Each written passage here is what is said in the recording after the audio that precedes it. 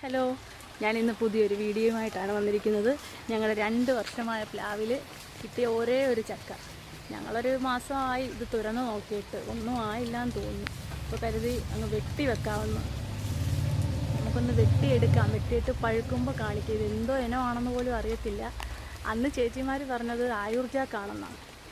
ഏതിനമാണെന്ന് പോലും അറിയത്തില്ല. ഇപ്പം ചക്കയുടെ അവസ്ഥ ഇതാണ്. പുറമൊക്കെ ഇങ്ങനെ ഇരിക്കുക. നമുക്കത് വെട്ടി നോക്കാം.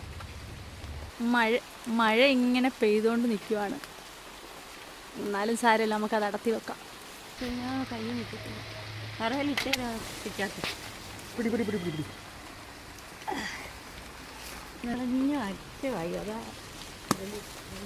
ചക്ക ഇപ്പം ഇങ്ങനെ ഇരിക്കുകയാണ്. ചക്കയുടെ ഷേപ്പൊക്കെ ഇതാണ്. നമുക്ക് നോക്കാം ഇതിനകത്ത് എന്തോ ആണെന്ന്.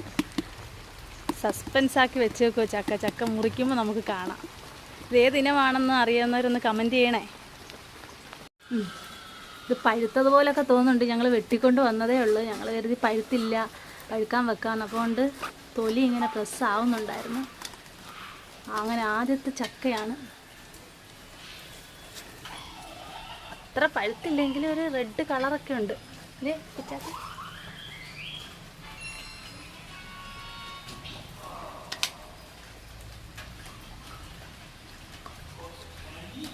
മധുരമുണ്ട്, പക്ഷേ വാട്ടർ കണ്ടൻ്റ് ഉണ്ട് കേട്ടോ. വെള്ളം കയറിയിട്ടുണ്ട്. ഭയങ്കര മഴയായതുകൊണ്ട് ഒഴുകും. വലിയ ടേസ്റ്റൊന്നും ഇല്ല. ഇത് വിയറ്റ്നാം എയർലി ഒന്നും അല്ലെന്നാണ് തോന്നുന്നത് കേട്ടോ. വിയറ്റ്നാം എയർലിക്കകത്ത് വെള്ളം കയറത്തില്ലെന്നല്ലേ പറയുന്നത്. ഏതാണെങ്കിലും ഒന്നും അറിയാൻ വയ്യ. പഴുത്തില്ല, വിളഞ്ഞ് കുമ്പഴുപ്പനായി. ഫ്രണ്ട്സ്, അപ്പം നമ്മുടെ ചക്ക പഴുത്തിരിക്കുകയാണ്. നല്ല ഓറഞ്ച് ഷെയ്ഡൊക്കെ വന്നിട്ടുണ്ട്.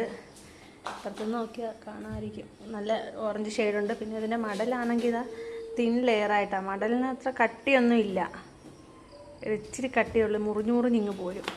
നല്ല ചവണിയുണ്ട്.